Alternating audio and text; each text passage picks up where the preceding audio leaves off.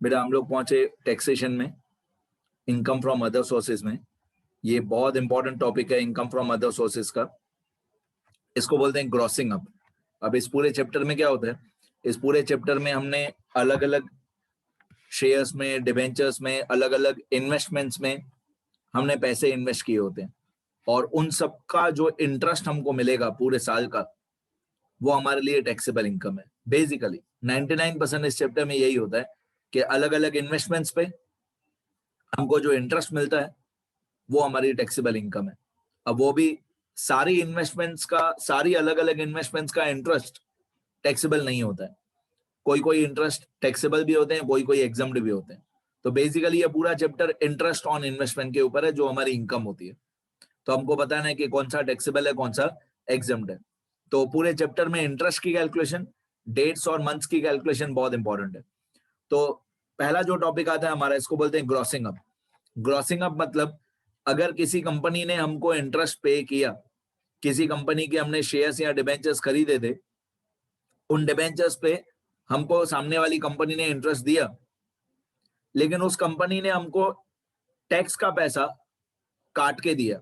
उसको बोलते हैं टीडीएस। टीडीएस मतलब टैक्स डिडक्टेड एट सोर्स। तो अगर किसी कंपनी ने हमको TDS, tax deducted at source, काट के दिया, तो टैक्स माइनस करने के बाद जो इनकम होती है उसको बोलते हैं नेट इनकम। जो टैक्स माइनस करने के बाद इनकम दी हुई होती है उसको नेट इनकम बोलते हैं। तो हमारी टैक्सेबल इनकम, जो नेट इनकम है वो टैक्सेबल नहीं है, जो ग्रॉस इनकम है वो टैक्सेबल है। तो अगर क्वेश्चन में नेट इनकम दिया हुआ है तो हम उसको ग्रॉस में कन्वर्ट करेंगे। इसको बोलते हैं ग्रॉसिंग अप। ग्रॉस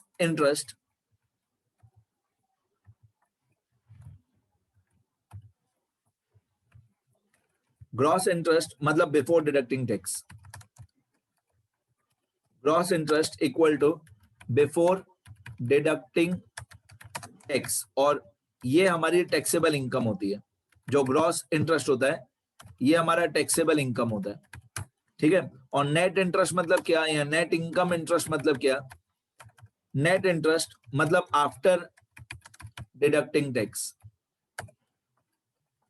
तो हम लोगों को नेट इनकम दिया हुआ होता है, नेट इनकम या नेट इंटरेस्ट दिया हुआ होता है, हम उसको ग्रॉस में कन्वर्ट करते हैं। मतलब हमको जो क्वेश्चन में नेट इंटरेस्ट दिया हुआ है उसमें टैक्स माइनस किया हुआ ही है, हम वापस से टैक्स एक तरीके से ऐड कर देते हैं। तो ये ग्रॉसिंग अप करने का फॉर्मूला होता है।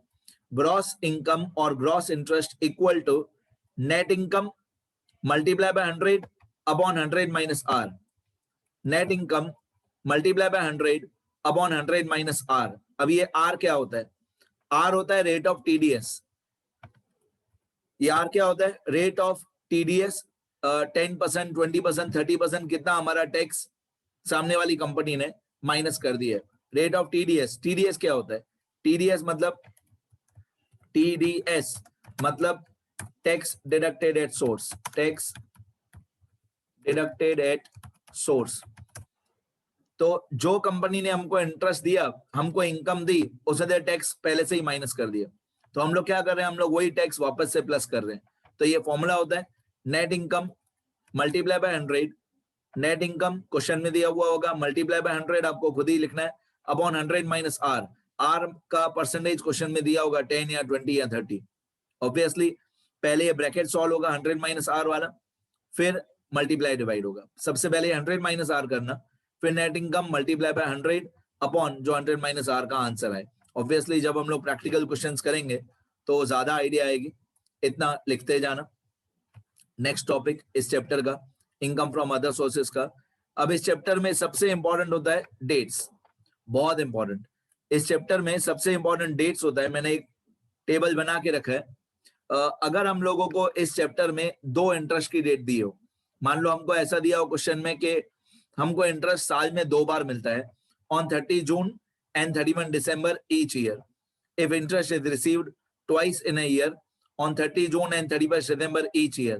अगर हमको साल में 2 बार इंटरेस्ट मिलता है, जो भी इन्वेस्टमेंट्स आपको 8 या 10 अलग अलग इन्वेस्टमेंट दी होगी, और बताया हुआ होगा कि इन इन्वेस्टमेंट्स पे हमको 2 बार इंटरेस्ट मिलता है साल में, 30 जून, एक बार 30 जून पे, एक बार 31 दिसंबर पे। तो ऑब्वियसली 30 जून पे इंटरेस्ट जो मिलेगा वो 6 महीने का मिलेगा, 6 मंथ्स का, और 31 दिसंबर पे जो इंटरेस्ट मिलेगा वो भी 6 मंथ्स का इंटरेस्ट मिलेगा।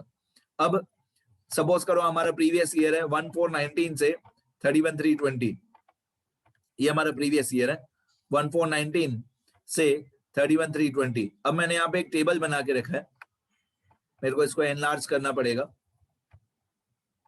ताकि सारी इंफॉर्मेशन एक साथ दिखाई दे आपको।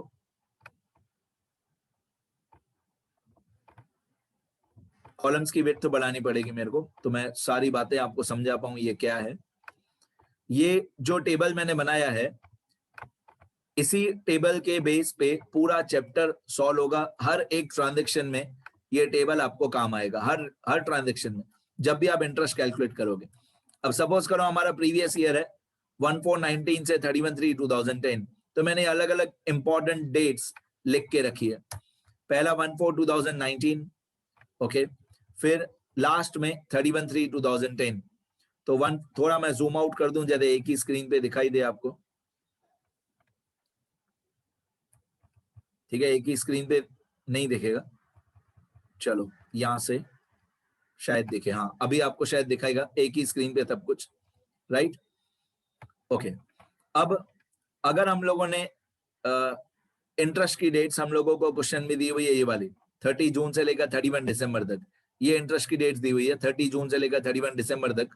और अगर हमारा प्रीवियस ईयर 1419 से 31/3/20 है, तो ये डेट्स लिखी हुई है 1419 सबसे आगे और सबसे पीछे 31/3/20, और बीच में दो इंटरेस्ट की डेट्स दी हुई है 30 जून 19 और 31 दिसंबर 19। अब मैं वापस जूम कर देता हूँ, ये डेट्स देख लेना चारो, वापस से मैं जूम कर देता हूँ,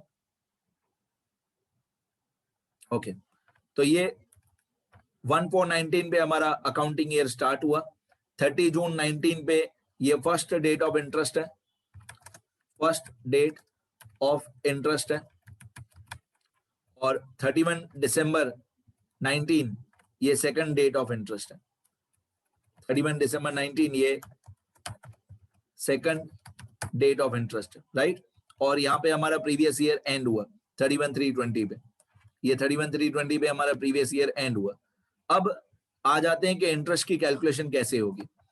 अगर हम लोगों ने इन्वेस्टमेंट्स परचेज की है, अगर हम लोगों ने इन्वेस्टमेंट्स परचेज की है, ये डेट 1419 और ये डेट 30 जून 20, इन दोनों डेट्स के बीच में अगर हम लोगों ने इन्वेस्टमेंट्स परचेज की है, दिमाग लगाओ, बहुत टिपिकल है ये।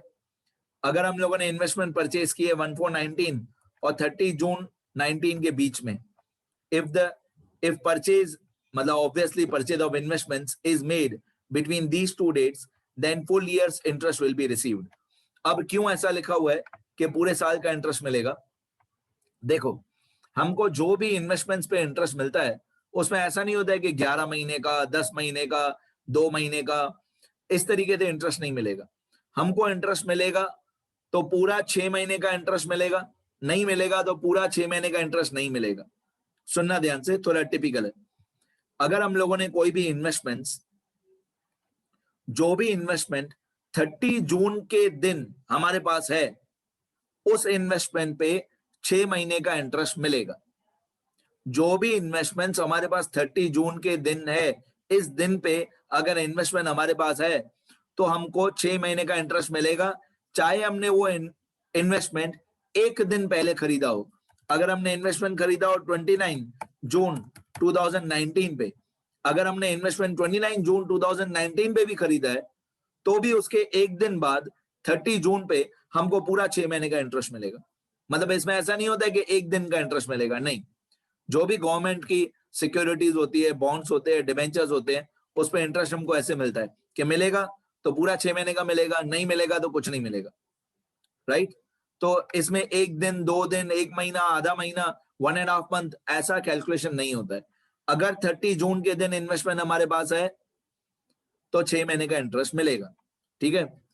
अब यहां पे अगर हम लोगों ने कोई इन्वेस्टमेंट खरीदी 1419 और 30 जून 19, इन दोनों डेट्स के बीच में हमने कोई इन्वेस्टमेंट खरीदी, तो 30 जून के दिन भी इन्वेस्टमेंट हमारे पास थी और 31 दिसंबर के दिन भी वही इन्वेस्टमेंट हमारे पास थी।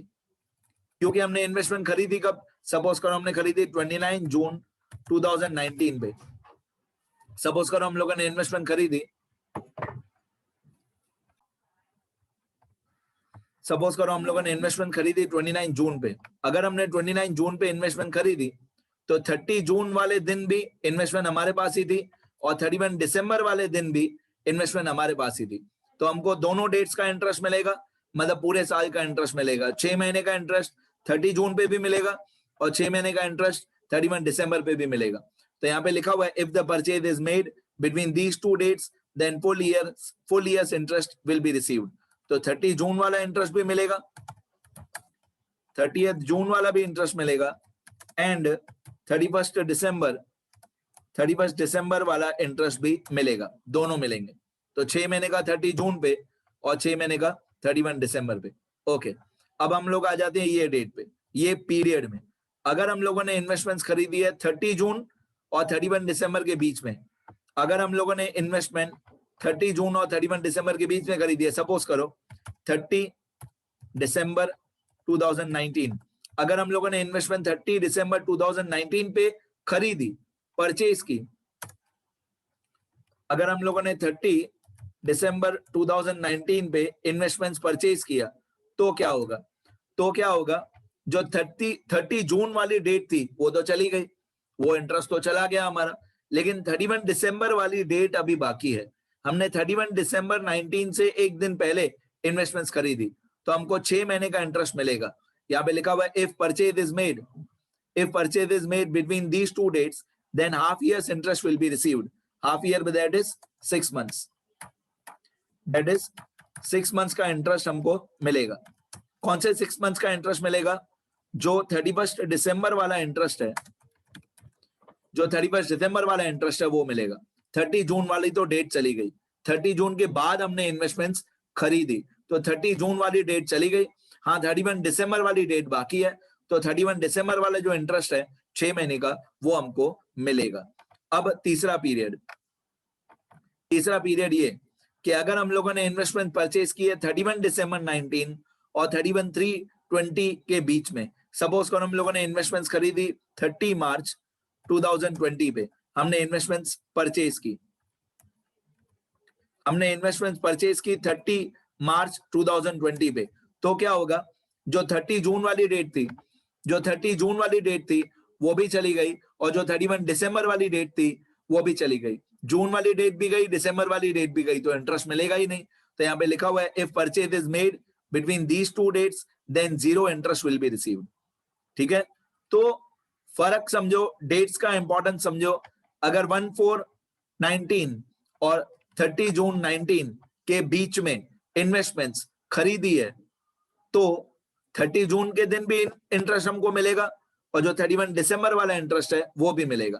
ओके, अगर हमने इन्वेस्टमेंट्स खरीदी है 30 जून और 31 दिसंबर के बीच में, 30 जून और 31 दिसंबर के बीच में इन्वेस्टमेंट्स खरीदी है, तो एक डेट चली गई, एक डेट बाकी है, तो 30 जून वाली डेट चली गई, वो इंटरेस्ट नहीं मिलेगा। 31 दिसंबर वाली डेट बाकी है, वो इंटरेस्ट मिलेगा। अगर हम लोगों ने इन्वेस्टमेंट्स खरीदी 31 दिसंबर 19 और 31 मार्च 20 के बीच में, तो दोनों डेट्स चली गई, तो 0 इंटरेस्ट मिलेगा। ओके, आगे। अब ये मैंने परचेज के तीनों पॉइंट्स बता दिए। अभी अगर हम लोग सेल करते हैं, परचेज की जगह पे अगर मैं सेल लिख दूं तो क्या होगा। अब सेल वाली पॉइंट्स पे आ जाते हैं। अगर हम लोगों ने इन्वेस्टमेंट सेल की है, 14/19 और 30 जून 20 के बीच में, अगर हमने 14/19 और 30 जून 20 के बीच में इन्वेस्टमेंट्स को बेच दिया, तो क्या होगा। If the sale is made between these two dates, then 0 interest will be received. अगर सपोज करो हम लोगों ने 29 जून 2019 पे इन्वेस्टमेंट्स बेच दी, अगर हमने 29 जून 2019 में इन्वेस्टमेंट बेच दी, तो 30 जून वाले डेट पे भी इन्वेस्टमेंट्स हमारे पास नहीं थी और 31 दिसंबर वाली डेट पे भी इन्वेस्टमेंट्स हमारे पास नहीं थी, क्योंकि हमने 30 जून से पहले ही इन्वेस्टमेंट बेच दिए। अब अगर हम लोगों ने 30 जून से पहले ही इन्वेस्टमेंट बेच दिए, 30 जून से पहले ही इन्वेस्टमेंट बेच दिए हमने, तो 30 जून वाले दिन भी इन्वेस्टमेंट हमारे पास नहीं थी और 31 दिसंबर वाले दिन भी इन्वेस्टमेंट हमारे पास नहीं थी, तो 0 इंटरेस्ट मिलेगा। ये रहा 0 इंटरेस्ट। ठीक है, ओके। फिर ये बीच वाला पीरियड 30 जून और 31 दिसंबर के बीच वाला पीरियड, अगर हमने यहाँ पे इन्वेस्टमेंट्स बेची, अगर हम लोगों ने इन्वेस्टमेंट बेची 30 जून और 31 दिसंबर के बीच में, ये डेट और ये डेट के बीच में इन्वेस्टमेंट्स को हमने बेचा, तो 30 जून पे जो इंटरेस्ट था, 30 जून पे जो इंटरेस्ट था वो मिला, फिर हमने इन्वेस्टमेंट्स को बेच दिया। तो यहाँ पे if the sale is made between these two dates then half year's interest will be received. Half year मतलब 6 मंथ्स, दैट इज 6 महीने का इंटरेस्ट हमको मिलेगा। कौन सी डेट वाला? 30th जून वाला। 30th जून वाला जो इंटरेस्ट था वो हमको मिलेगा, फिर हमने इन्वेस्टमेंट बेच दी। और 31 दिसंबर वाली डेट पे, 31 दिसंबर वाली डेट पे इन्वेस्टमेंट्स हमारे पास नहीं थी, क्योंकि हमने जून और दिसंबर के बीच में इन्वेस्टमेंट्स बेच दिया। तो जून वाला इंटरेस्ट मिला, 6 महीने का इंटरेस्ट मिला, और दिसंबर वाला इंटरेस्ट नहीं मिलेगा क्योंकि दिसंबर से पहले ही इन्वेस्टमेंट बेच दी हमने। ओके, अब अगर हम लोगों ने इन्वेस्टमेंट बेची है यहाँ पे लास्ट वाले पीरियड में, मतलब 31 दिसंबर 19, 31 दिसंबर 19 और 31 मार्च 20, इन दोनों के बीच में अगर हमने इन्वेस्टमेंट बेची है, यहाँ पे सेल की है, तो जून वाला इंटरेस्ट भी मिला, दिसंबर वाला इंटरेस्ट भी मिला, फिर बेची। 30 जून पे भी इन्वेस्टमेंट हमारे पास थी, 31 दिसंबर पे भी इन्वेस्टमेंट हमारे पास थी, तो जून वाला भी इंटरेस्ट मिला, दिसंबर वाला भी इंटरेस्ट मिला, फिर हमने इन्वेस्टमेंट्स को बेच दिया। तो मतलब 6 महीने पूरे साल का इंटरेस्ट मिला। If the sale is made between these two dates, then full year's interest will be received. मतलब 30th जून वाला इंटरेस्ट भी मिला एंड ऑल्सो 31st दिसंबर वाला इंटरेस्ट भी मिला, फिर हमने इन्वेस्टमेंट्स को बेच दिया। तो शॉर्टकट में मैं कैसे याद करता हूं? परचेज में ऐसे होता है फुल हाफ जीरो। परचेज में होता है फुल हाफ जीरो, और सेल में क्या होता है? सेल में होता है 0 हाफ फुल। परचेज में फुल ईयर हाफ ईयर 0, और सेल में 0 half year full year, right? तो जब आपको ये पूरा समझ में आ जाएगा तो बहुत इजी लगेगा। हाँ, इसमें 1 मंथ का या हाफ मंथ का इंटरेस्ट नहीं मिलता है। इंटरेस्ट मिलेगा तो पूरा 6 महीने का मिलेगा, नहीं मिलेगा तो कुछ भी नहीं मिलेगा। ठीक है, तो जिस डेट पे इंटरेस्ट मिलता है हमको कंपनी से या गवर्नमेंट से, उस डेट पे इन्वेस्टमेंट हमारे पास होनी चाहिए। एक और नोट में आपको बता दूं, बहुत सारे क्वेश्चंस में क्या होगा, एक नोट लिख के बता दूं, बहुत सारे क्वेश्चंस में क्या होगा, आपको इन्वेस्टमेंट्स का सिर्फ ओपनिंग बैलेंस दिया होगा 1 अप्रैल का, 1 अप्रैल 19 का, और कोई परचेज या सेल नहीं दिया हुआ होगा। अगर आपको इन्वेस्टमेंट का सिर्फ ओपनिंग बैलेंस दिया हुआ है और कोई परचेज या सेल नहीं दिया हुआ है, तो उसमें पूरे साल का इंटरेस्ट मिलेगा। मेजॉरिटी इन्वेस्टमेंट्स में ऐसा होता है। मैं लिख के देता हूं, if only opening balance, if only opening balance of investments is given, if only opening balance of investments is given and purchase or sale in that particular investment is not given, मतलब आपको सिर्फ opening balance दिया हुआ है, कोई investment दी हुई है, मान लो 12% डिवेंचर्स, उसका ओपनिंग बैलेंस आपको दिया हुआ है, और उस 12% डिवेंचर में आपको कोई भी परचेज या सेल नहीं दिया हुआ है, then full years interest will be received on those investments, right? तो बहुत सारी ऐसी इन्वेस्टमेंट होगी जिसमें आपको सिर्फ ओपनिंग बैलेंस दिया होगा। जैसे मैंने बताया 12% डिबेंचर्स, अमाउंट डिबेंचर्स की अमाउंट 1 लाख, और उस 12% डिबेंचर्स में 1 लाख रुपीस के डिबेंचर्स में कोई परचेज और सेल नहीं है, बस सिर्फ ओपनिंग बैलेंस दिया हुआ है। तो 1 लाख रुपीस का 12% होता है 12,000, तो जो 12,000 इंटरेस्ट है वो हमारी टैक्सेबल इनकम है। 1 लाख रुपीस फेस वैल्यू है डिबेंचर्स की, रेट ऑफ इंटरेस्ट 12% दिया हुआ है, तो 1 लाख का 12% होता है 12,000। तो हम एक स्टेटमेंट बनाएंगे, उसमें टैक्सेबल इनकम में लिखेंगे इंटरेस्ट ऑन 12% डिबेंचर्स 12,000, बस हो गया 12,000 हमारा आंसर। ठीक है, तो बहुत सारी ऐसी इन्वेस्टमेंट भी होगी जिसमें ओपनिंग बैलेंस दिया हुआ होगा, कोई परचेज सेल नहीं दिया होगा, उसमें पूरे साल का इंटरेस्ट निकालेंगे। डन। अब एक पॉइंट और, बहुत बार क्या होता है, इंटरेस्ट की दो डेट्स नहीं दी हुई होती है, एक ही डेट दी हुई होती है। If interest is received only once in a year, that is 31 दिसंबर ईच ईयर। अब मैंने वही डायग्राम फिर से बनाया है जो ऊपर बनाया था, लेकिन यहाँ पे इंटरेस्ट की बहुत बार ऐसा होगा कि इंटरेस्ट की एक ही डेट दी होगी 31 दिसंबर। तो इसमें क्या होगा, अगर 31 दिसंबर के दिन इन्वेस्टमेंट्स हमारे पास है तो पूरे साल का इंटरेस्ट मिलेगा, नहीं तो जीरो इंटरेस्ट मिलेगा। तो इसमें भी मैं आपको परचेज और सेल समझा देता हूं। इसमें 6 महीने नहीं होता है, इसमें या फुल ईयर या जीरो। देखो, एक डेट मैंने लिखी है 1419, एक डेट मैंने लिखी है 31 दिसंबर 19, और एक डेट मैंने लिखी है 31 मार्च 20। इसमें जून वाली डेट है ही नहीं। ठीक है, अभी आप लोग समझ गए क्या करना है, बहुत लोग समझ गए आप में से। देखो क्या करना है कि अगर परचेज किया है हमने इन्वेस्टमेंट ये डेट और ये डेट के बीच में, अगर हमने 1419 और 31 दिसंबर 19 के बीच में इन्वेस्टमेंट्स खरीदी, सपोज करो 30 दिसंबर 2019 पे इन्वेस्टमेंट्स परचेज की, तो हमने इंटरेस्ट की डेट से एक दिन पहले इन्वेस्टमेंट्स खरीद ली। तो 31 दिसंबर के दिन इन्वेस्टमेंट हमारे पास होगी, हाँ होगी, तो पूरे साल का इंटरेस्ट मिलेगा, हाँ पूरे साल का इंटरेस्ट मिलेगा। If the purchase is made between these two dates, मतलब 1419 और 31 दिसंबर 19, इन दोनों डेट्स के बीच में हमने इन्वेस्टमेंट परचेज की है तो पूरे साल का इंटरेस्ट मिलेगा।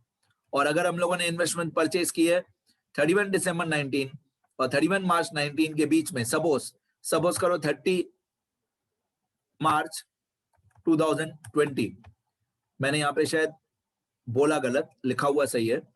अगर 31 दिसंबर 19 और 31 मार्च 20 के बीच में इन्वेस्टमेंट्स खरीदी है तो हमको इंटरेस्ट मिलेगा जीरो, क्योंकि एक ही इंटरेस्ट की डेट थी, वो इंटरेस्ट की डेट चली गई। एक ही इंटरेस्ट की डेट थी 31 दिसंबर और वो डेट चली गई, तो हमको इंटरेस्ट मिलेगा जीरो। ठीक है, तो अगर आप 31 दिसंबर, अगर एक ही डेट दी हुई है क्वेश्चन में इंटरेस्ट की, तो 31 दिसंबर से पहले खरीदते हो तो पूरे साल का इंटरेस्ट मिलेगा, 31 दिसंबर के बाद खरीदते हो तो जीरो इंटरेस्ट मिलेगा। अब सेल में इसका एग्जैक्टली ऑपोजिट, सेल में यहाँ पे परचेज की जगह मैं सेल कर देता हूं।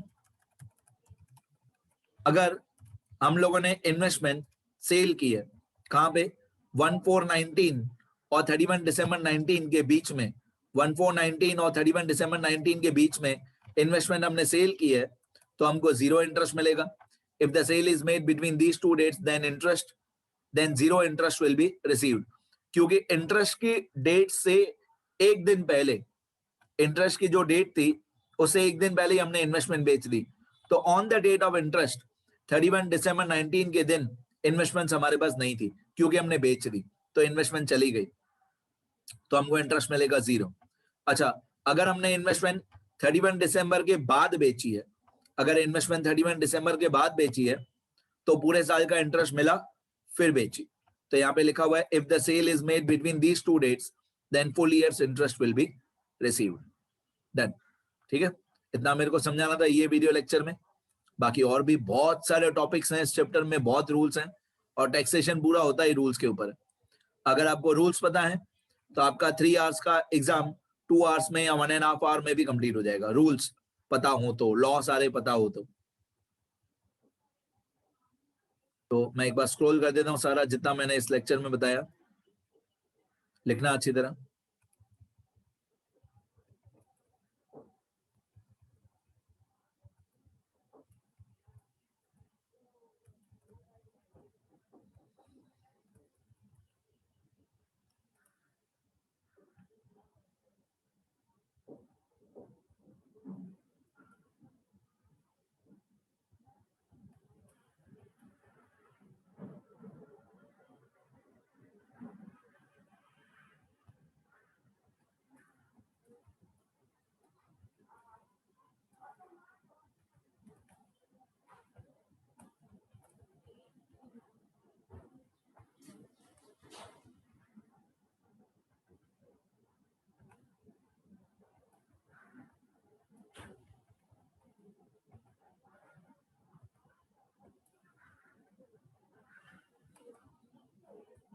ठीक है, इतना लिखो सब लोग।